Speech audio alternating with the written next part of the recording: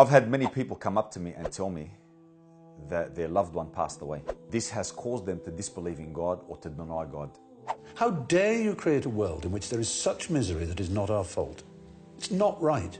It's utterly, utterly evil. These things don't happen because God is evil. God is not evil. First and foremost, why do bad things happen? You know, this world is such that we don't have all the answers. But God has given us some of the answers. And some of those answers entail the following. This world is a test. On that path, you're going to find obstacles. And on that path, you're going to find things that are difficult. But God says, in that difficulty that you endure, know that I am with you. If we can understand that, then we've reached some way into understanding this component which has driven many people away from faith. And number two, that those hardships that a person endures will not go unrewarded. And you will see that on the day of judgment, for your patience and for your enduring those difficulties with patience, God will reward you immensely. As God clearly states, we will test you with fear, hunger, loss of wealth, loss of life, but give glad tidings to those who are patient. So the evil that people experience, or the suffering that people experience, it's a temporary suffering. Think of it like a bad dream. Upon waking, there's nothing there. It's all over. It's temporary. Likewise, this world is a test. Given that it's a test, you'll find obstacles. And there will be suffering, and there will be some hardship. But at the end of it, there is a great reward waiting for those who have suffered.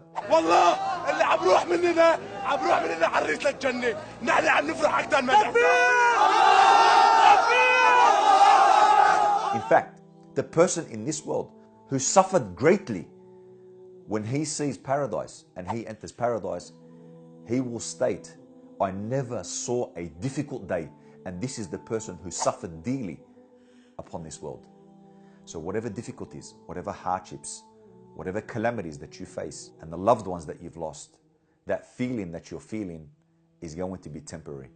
I want to also comment on the fact that sometimes people perform bad actions. Let me explain. God gave mankind free will. The freedom to choose between right and the freedom to choose between wrong.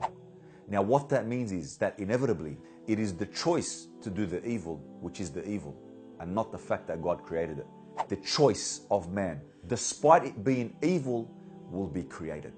But this does not mean that God is happy with that decision. It does not mean that He's pleased with that decision. But because God has given him the choice, He has created and given that choice an external manifestation. But that doesn't mean that there isn't a plan or wisdom to the actual fact or thing that occurred. One great scholar said, we are like an ant on a big, great rug. That ant can't see the entirety of that rug. God has the absolute ability of foresight. We see that sometimes when catastrophes occur, what do people do? It brings out sometimes the best in people. You see people flocking to centers where they can donate their time, where they can donate their wealth, and they want to help the poor, they want to help the weak, they want to help the destitute. We don't understand the knowledge or have the information about everything. And that's something that I want to leave you with, and leave you with the very fact that God does love His creation, and the ones who patiently endure the sufferings that occur in this world will be greatly rewarded in the hereafter.